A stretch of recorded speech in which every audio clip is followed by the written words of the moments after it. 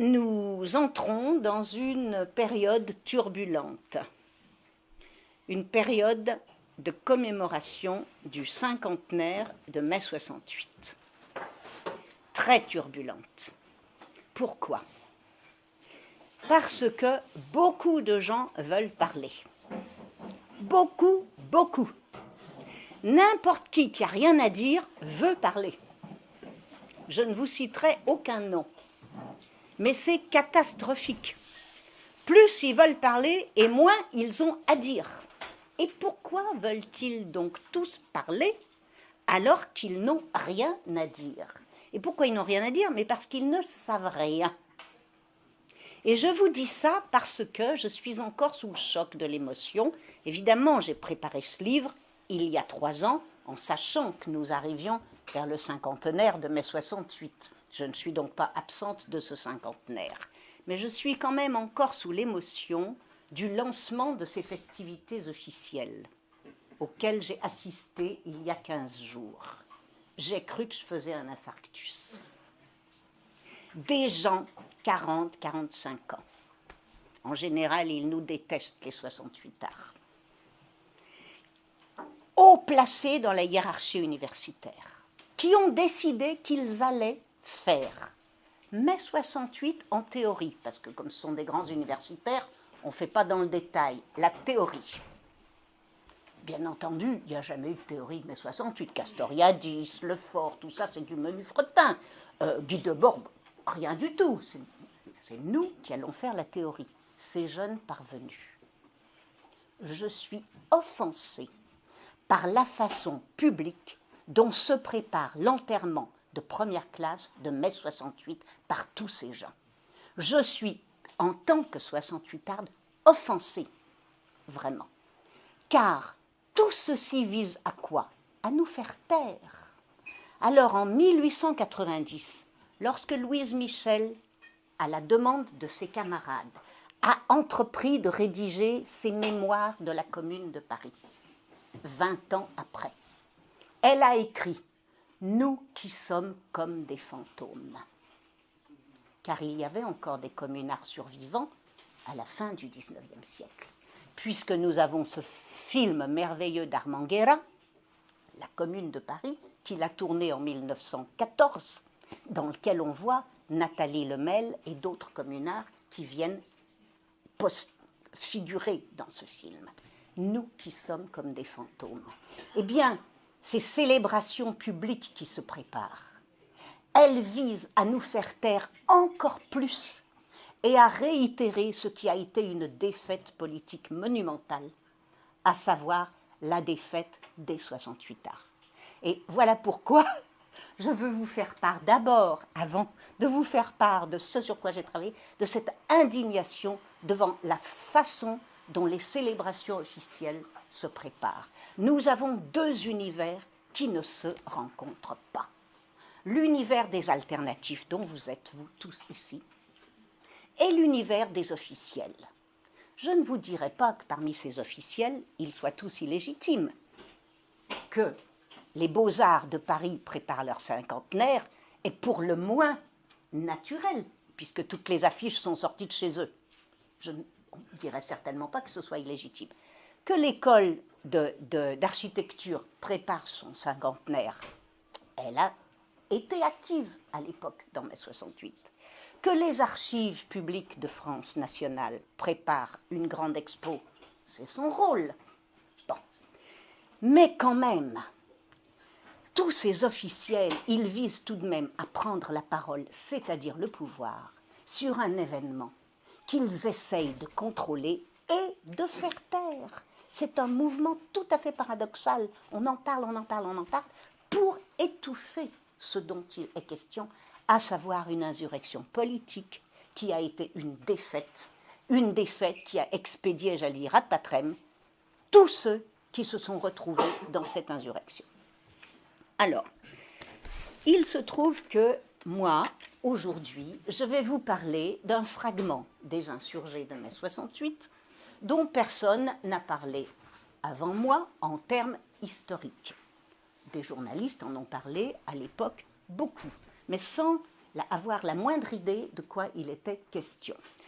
Ces gens s'appelaient à Lyon des trimards, à Nantes ils s'appelaient des zonards, à Paris ils s'appelaient des catonguais, à Grenoble ils s'appelaient des loulous, et à Bordeaux des octobristes, mouvement révolutionnaire octobre, et j'ai appris entre-temps qu'il y avait également des gens de ce genre à Nancy, dans la faculté occupée, et on m'a cité, et également à Toulouse, paraît-il. Ça veut dire que, chose que j'avais déjà repérée en faisant ce travail, il y avait des gens de ce genre dans toutes les facultés occupées de France.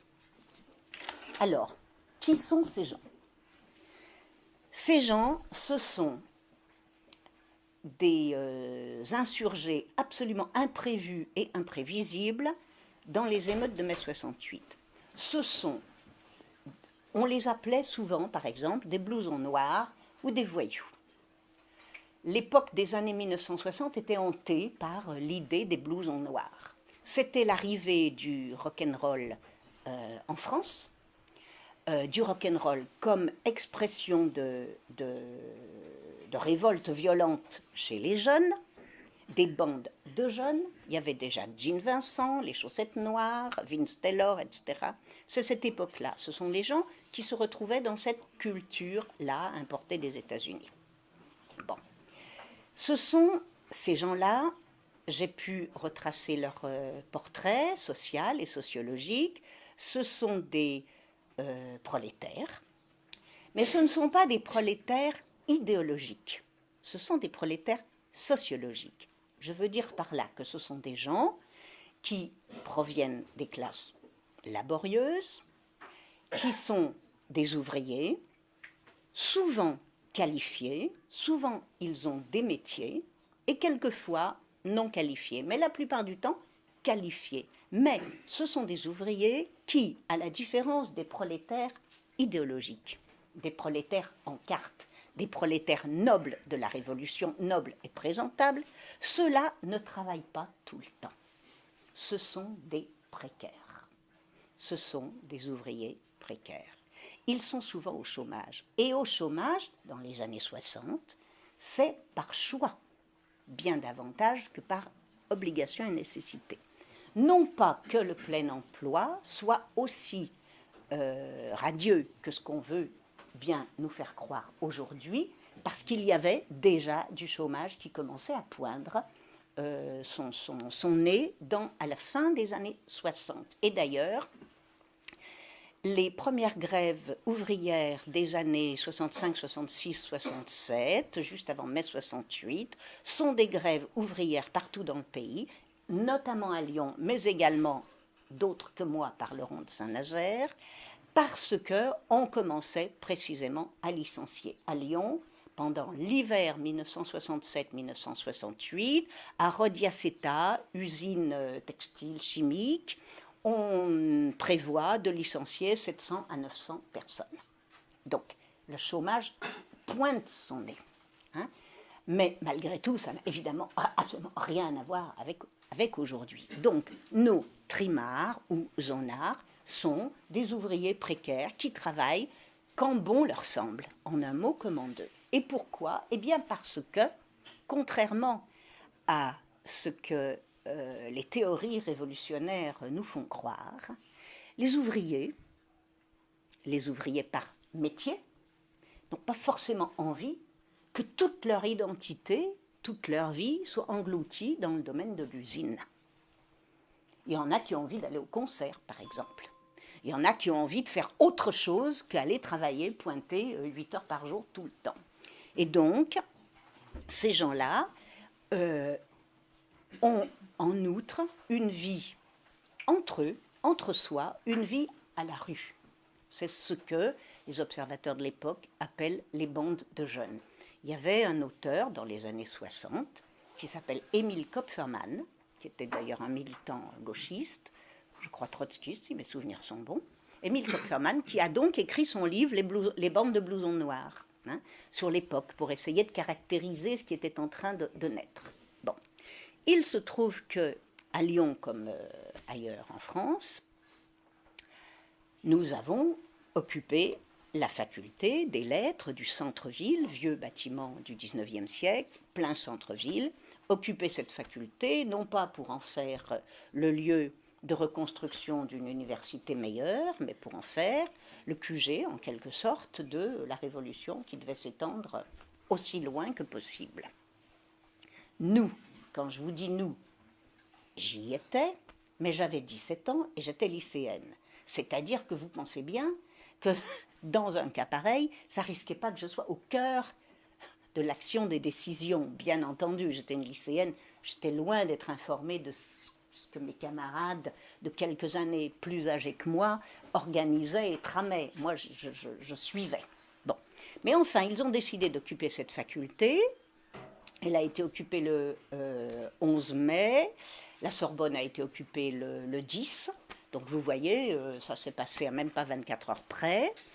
Et puis, au bout de quelque temps, c'est-à-dire peu de temps, l'un d'entre nous, Roch-Lyonnais, puisque Roch-Lyonnais est décédé, il s'est suicidé en août 68, Roch-Lyonnais qui était au mouvement du 22 mars et qui était étudiant aux Beaux-Arts de Lyon, va chercher ses trimards, Loubard, Zonard, là où il se retrouvait dans la ville, en public, à savoir sous un pont, sous le pont La Feuillée, pour les inviter à venir occuper la fac avec nous.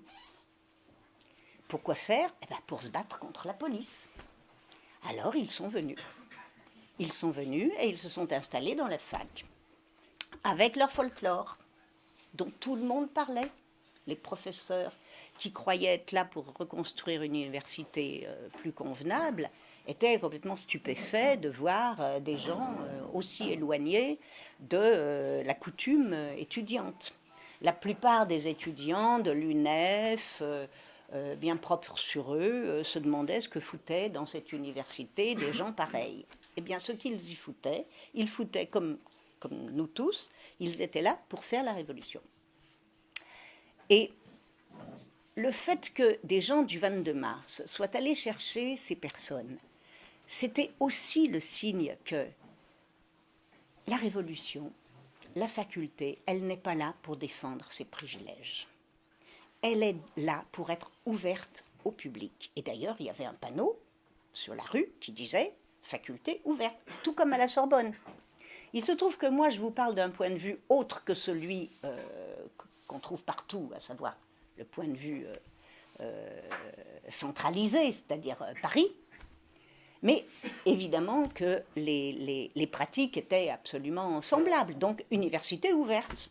Alors, ouverte à tout le monde. Et parmi les personnes que j'ai interviewées, il y a un éditeur qui n'est pas breton, mais qui vit en Bretagne, qui était à Lyon, qui était ouvrier dans une très grosse usine, et qui venait, c'était un ouvrier oppositionnel, bien sûr, et qui venait tous les jours à la faculté de Lyon écouter les débats, car il y avait des débats. Alors il y en a un qui faisait des cours de marxisme, il y en avait un autre qui faisait aller donc savoir, moi j'en sais rien, moi histoire des révolutions, il y avait des débats thématiques. Il n'y avait pas seulement des débats organisationnels, on fait quoi, comment, avec qui, où, etc. Il y avait aussi des débats thématiques. Voilà. Alors, il se trouve que à Lyon, il y a eu, comme partout en France, le 24 mai, une nuit des barricades. À Nantes, c'était le 24 mai également. À Lyon, nous marchions dans les rues en immense cortège avec quelques-uns de nos camarades, le mégaphone à la bouche et qui disait « À Nantes, on se bat, à Lyon, on se promène ». C'était le mot d'ordre pour faire bouger les Lyonnais. À Nantes, on se bat, à Lyon, on se promène. Bon. Il y a donc eu cette nuit de barricades, et il se trouve que dans cette nuit des barricades de Lyon, il s'est passé un événement spécial qui est le seul qui a eu lieu en France, à savoir un commissaire de police est décédé au cours de cette émeute. Nous étions tous présents dans l'émeute, et ce commissaire de police est décédé. Et une chose est sûre, c'est que les médecins, le corps médical est venu à la faculté le lendemain matin pour nous dire le commissaire de police est décédé d'un infarctus. Mais la réaction qui avait besoin d'un martyr, s'est emparé de cet événement, la mort accidentelle d'un commissaire de police, pour en faire un martyr et l'a transformer en « ce commissaire de police a été écrasé par un camion lancé par les manifestants ». Il est exact que le camion a existé. Il y a même eu 3 camions. Nous étions sur un pont et à un moment, un camion a été amené par des manifestants avec une benne, un petit camion, avec une benne qui se lève et dans la benne, c'était plein de gravats. Et ils apportaient ce camion pour apporter des gravats aux manifestants pour caillasser la police. Et soudain, quelqu'un, je ne sais pas qui, a l'idée de lancer ce camion sur le pont contre la police pour ouvrir une brèche. Parce que l'idée, c'était on va occuper la préfecture qui était de l'autre côté du pont. Donc tout simplement pour ouvrir une brèche dans le rang des policiers. Donc on balance ce camion, on met un pavé sur l'accélérateur, on le met en première et le camion se part. Et il y a une bosse sur la chaussée, le camion part pas tout droit, il est détourné de sa route, plouf, il fait un ricochet et il va s'encastrer contre un lampadaire. Bon. La photo du camion contre son lampadaire, vous la trouvez sur Internet. Elle est partout. Vous pouvez tous la voir dès que vous voulez. Il est impossible qu'entre le camion et le lampadaire, il y a eu le corps d'un homme et d'un seul. C'est absolument impossible. Qu'est-ce qui s'est passé? Ce commissaire de police, qui était soigné pour troubles cardiaques et qui n'était pas en service cette nuit-là, a voulu rejoindre sa brigade qui était en service et qui se battait. Et il voit arriver ce camion, il fait un infarctus. Il est expédié en ambulance, et ça, j'ai retrouvé dans les archives la trace exacte. Il est expédié vivant en ambulance à l'hôpital pour être soigné. Il est soigné, les anesthésistes lui parlent, les médecins lui parlent, tout le personnel médical lui parle, on lui fait un massage cardiaque, et plouf, il fait un infarctus et il meurt. Il meurt d'un infarctus à l'hôpital. Cette histoire a été le début de la fin. Et à partir de là, la réaction a cherché absolument des boucs émissaires. Et elle a trouvé ces boucs émissaires. C'était si facile, il suffisait d'y penser. C'est Trimard, qui se baladait dans la fac en se défonçant à l'éther, en fumant un peu de hashish, mais surtout à l'éther et aux amphétamines, qui avait un folklore, qui avait les cheveux teints en roux, qui avait un crucifix, on se croirait, vous savez, chez les punks, là, les gothiques, là, le poitrain, qui faisait des orgies de beuverie la nuit, qui brûlait les tables des amphithéâtres pour faire un feu de bois dans la cour. On était en mai, en juin, en mai, quoi. Il faisait chaud. Bon. Alors, eh bien, la police a arrêté, fin juin, l'un de ces garçons pour l'inculper de l'assassinat, nominativement, du commissaire de police. Mais comment peut-on inculper une personne pour une émeute collective où il y a des milliers de gens? Heureusement, ils ont fini par en réchapper. Mais Michel Raton, Marcel Munch et Michel Mougin, ils ont quand même fait 18 mois de prison. Et nous avons fait un comité de soutien pour la libération des prisonniers politiques de mai 68. Et au bout de 18 mois, ils sont passés en cour d'assises, ils ont été acquittés. Donc, ils ont quand même fait 18 mois de prison. Et ça, c'est une chose qui passe tout à fait inaperçue dans l'histoire de mai 68. Parce que, avant de me taire et de vous laisser la parole, je voudrais vous dire, tout le monde parle des années 68. Mais ça n'existe pas, les années 68. Parce que les gens qui se sont révoltés en 1970, les féministes qui ont créé le mouvement de libération des femmes le 26 août 1970, ce n'est pas des insurgés de mai 68. C'est un autre recrutement. La gauche prolétarienne qui ça faisait arrêter pour distribution de tracts dans les années 70, 71 et 72. On les foutait en tôle pour 2 mois pour simple distribution de tracts. Ce n'est pas des insurgés de mai 68. C'est très très rare. Les personnes qui ont créé les fameux mouvements des années 70 dont tout le monde parle, c'est un autre recrutement. Ce ne sont pas les mêmes gens. Je vous ai dit, Roch Lyonnais s'est suicidé en août 68. Les gens, on était tous en tôle, partis au bout du monde, malades, suicidés, en hôpital psychiatrique. Pourquoi est-ce qu'on parle des années 68 ? Parce que ça masque une très grave polémique politique. C'est-à-dire que certains gauchistes qui étaient contre l'insurrection et le mouvement de mai 68 pendant mai, et qui, comme Robert Linhart, pour ne pas les nommer, toute personne honorable par ailleurs, envoie ses instructions le 10 ou le 11 mai. N'y allez pas, c'est une révolution, c'est un mouvement petit bourgeois. N'y allez pas, faut pas y aller, c'est pas le moment. Alors évidemment, quand ils se réveillent en 1972 pour faire la révolution, mais on était déjà tous morts. C'est pas les mêmes gens. Donc ça masque, parler des années 68, ça masque le fait qu'il y a eu un affrontement politique très grave. Je ne vous parle même pas de la CGT et du Parti communiste avec leurs élections, de Mitterrand, de la FGDS, qui ont été évidemment un fiasco, et tant mieux pour ceux qui ont cru qu'ils allaient pouvoir faire aboutir un mouvement insurrectionnel comme celui de mai 68 dans les urnes avec des gens pareils. Bon, ce fut un fiasco. Bon. Mais il n'y a pas d'année 68 au pluriel. Mai 68 dure 2 mois, le mois de mai et le mois de juin. Il se termine fin juin avec les élections qui sont perdues, et après on est dans la défaite. Une défaite dont nous ne nous sommes jamais remis. Demandez aux insurgés. N'allez pas demander aux observateurs, aux extérieurs, aux gens qui... Évidemment, non point que les observateurs n'aient rien à dire. Tous les points de vue sont importants, il faut tous les donner. Mais simplement, ce ne sont pas du tout les mêmes. C'est ça. Ce ne sont pas les mêmes points de vue. Parce que ce ne sont pas les mêmes expériences.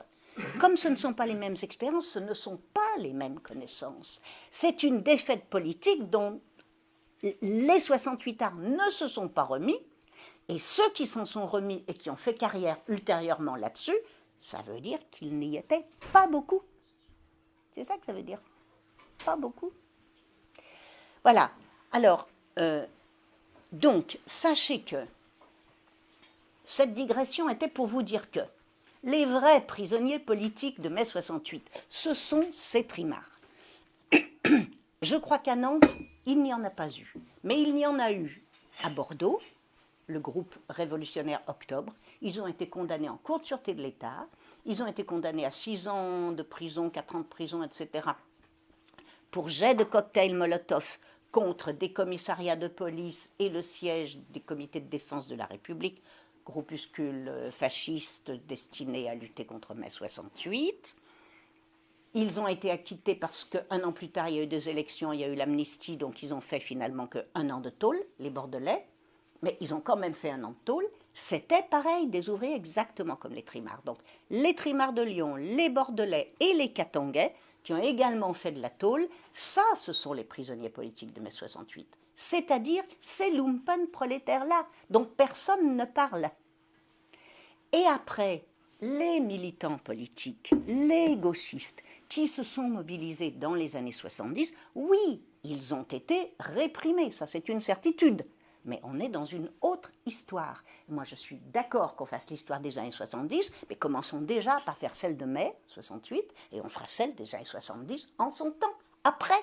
Bien sûr qu'il faut la faire, cette histoire des années 70, mais pas mélanger tout, parce qu'à ce moment-là, ça fait été noir et ça ne ressemble plus à rien. Voilà. Donc, je ne sais pas qu'est-ce que je pourrais vous ajouter d'autre, mais en tout cas, peut-être qu'on peut lancer la discussion, non ? Le débat. Toutes ces traces, tu les as retrouvées dans des archives, c'est ça ? Alors, j'ai utilisé plusieurs documents. J'ai utilisé d'abord des archives privées. Des archives privées qui avaient réuni mon amie la plus proche, Françoise Routier, décédée depuis 20 ans, et qui était une militante politique de grande pointe. Et une amie chercheure, Christine Fauré, m'a dit que vraisemblablement j'avais dans ce livre dressé le premier, ça c'est sûr, mais vraisemblablement le seul portrait d'une femme leader politique de mai 68. C'est le cas de Françoise Routhier. C'était une femme remarquable. Donc, Françoise Routhier, qui était une militante donc, à Lyon, luxembourgiste, a réuni une énorme documentation qu'elle m'a léguée. Donc j'ai travaillé sur cette documentation, c'est-à-dire les tracts, les discussions avec les militants, c'est une énorme documentation.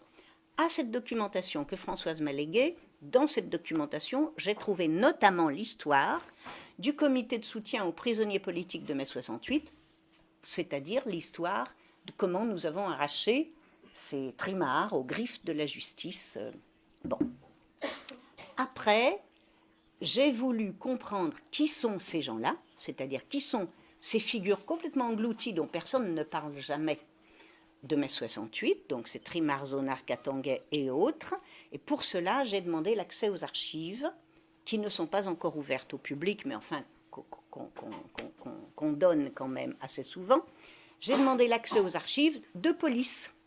Donc j'ai eu accès et j'ai travaillé sur les archives de police de Lyon, de Bordeaux, de Nantes et de Paris. Paris, pas toutes, juste un tout petit bout. Et même dans les autres villes d'ailleurs, c'est assez lacunaire. Je n'ai pas fait systématiquement tout. Bon. Et d'ailleurs, je voudrais vous dire une chose intéressante, c'est que dans les archives départementales de Loire-Atlantique, dans le dossier archives que j'ai demandé, en tout cas celui que j'ai demandé, c'est Saint-Nazaire. En Loire-Atlantique, c'est Saint-Nazaire, le plus gros dossier. C'est pas Nantes, c'est Saint-Nazaire. Sur Saint-Nazaire, vous en avez un paquet haut comme ça à cause des usines. Parce qu'évidemment, tout est consigné, c'est le rôle de la police, tout est consigné, à cause des usines et des grèves ouvrières. Donc le dossier Saint-Nazaire est énorme et le dossier Nantes, il est petit comparativement. Voilà, donc j'ai eu cette documentation et j'ai complété enfin tout le total par une dizaine d'interviews auprès de copains et copines dont j'étais certaine qu'ils avaient pris part à l'insurrection, à la fac et à toutes les insurrections pendant mai. Parce que les gens se reconstruisent des histoires, vous n'avez pas idée. Si vous les écoutez, ils étaient toujours partout, tout le temps. Même s'ils sont nés 30 ans plus tard, c'est incroyable. Donc moi, je n'ai pris que des gens que j'avais vus au travail. Comme ça, au moins, j'étais sûre de... Voilà. Donc c'est avec toute cette documentation. Alors ce livre est plusieurs livres, parce que à la libération de prison de nos camarades trimards en septembre 1970, certaines personnes du comité de lutte pour la libération des prisonniers politiques de mai 68, dont Françoise Routhier, son compagnon, Alain Massé dit Sylvain et d'autres, ont décidé de faire un livre avec ces personnes inculpées récemment libérées, acquittées, afin que ces exclus de la société dominante aient enfin leur mot à dire sur leur propre sort, qu'ils s'expliquent eux-mêmes sur les aventures qu'ils ont vécues, bref, qu'ils prennent la parole. Et donc ces gens-là ont interviewé les deux trimards, le troisième étant trouvé mystérieusement suicidé sur la voie publique après sa sortie de prison. Et alors que ce livre devait sortir aux éditions Champs Libres, en communication avec Gérard Guégan, au moment de sortir ce livre en 1971, l'un des deux trimards, Michel Raton, déclare soudain « Je ne veux plus que mon livre soit publié ». Et voilà pourquoi ce manuscrit n'a pas été publié à l'époque. Donc mes copains un peu découragés ont rangé tout ça, et moi j'ai retrouvé ce livre. Et donc je l'ai publié ici.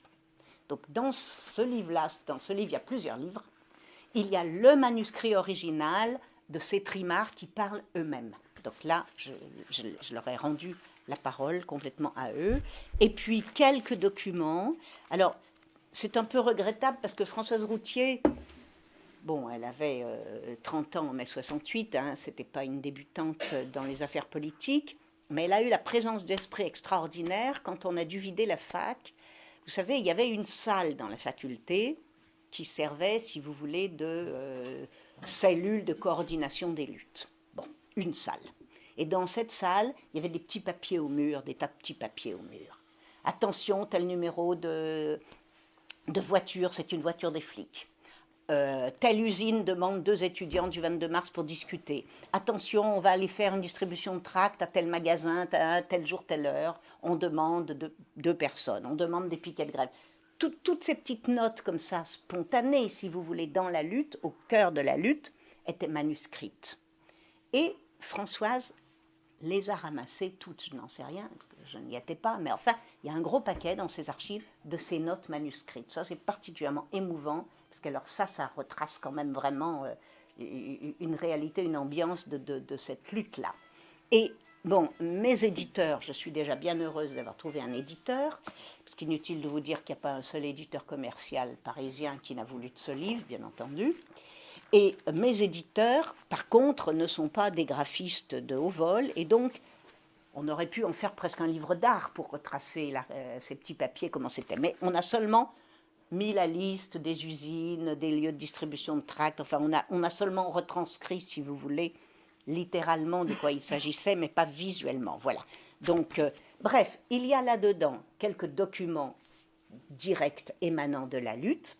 Il y a également le manuscrit original de Raton et de Munch qui n'a pas été publié en son temps. Et puis, il y a l'histoire de mai 68, vue sous l'angle uniquement du 22 mars et des alliances avec ces trimards. C'est-à-dire qu'il n'est pas question des groupuscules, toute l'histoire dominante est absolument absente dans ce livre. Ça ne m'intéresse ni de près ni de loin, il n'en est pas question.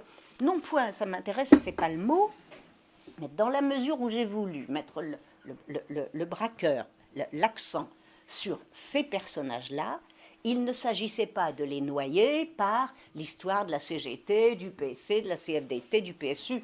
Non, d'autres feront ça, le font très bien. Il y a une bonne histoire du PSU, la CFDT prépare son histoire, les Mao ne font que parler depuis longtemps.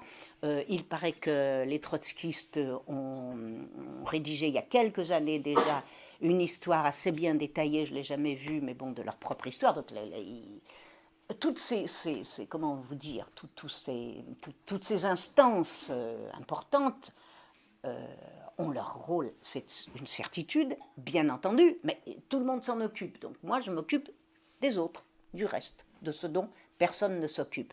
Inutile de vous dire que, comme toujours, dans ces cas-là, dès l'instant que j'ai sorti ce livre avec les trimards, il y a déjà eu 2 plagiats. Tout d'un coup, tout le monde sait tout sur les trimards. On n'en a jamais entendu parler pendant 50 ans, mais tout d'un coup, il y a déjà 2 plagiats. Bon, bref, écoutez, voilà, et que vous dire d'autre Vous dire que des gens comme ça, il y en a dans toutes les émeutes. Ce sont eux qui sont la chair des révolutions. C'est Gavroche, c'est les enfants des rues de Gensu.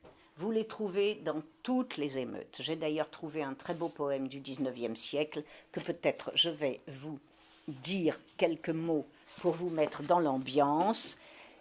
Un poème qui nous est rapporté par Raymond Queneau dans un petit livre tout à fait merveilleux que je vous conseille pour vos moments de vague à l'âme, un petit texte de Raymond Queneau qui s'appelle « Philosophe et voyou », qui est absolument extraordinaire, et dans lequel il rapporte un poème d'un auteur inconnu du 19e siècle, et je vais vous lire ça. Alors, voilà. C'est qui les trimards? C'est cet enfant criard que l'on voit à toute heure, paresseux et flânant. Mais que l'émeute aussi passe devant sa porte, soudain l'instinct du mal le saisit et l'emporte. Le voilà grossissant les bandes de vauriens, molestant le repos des tremblants citoyens, et hurlant, et le front barbouillé de poussière, prêt à jeter à Dieu le blasphème et la pierre. Voilà, c'est ça les trimards. Vous les trouvez à travers tous les siècles. Ils sont passés complètement inaperçus des idéologues, ils sont toujours dans toutes les émeutes.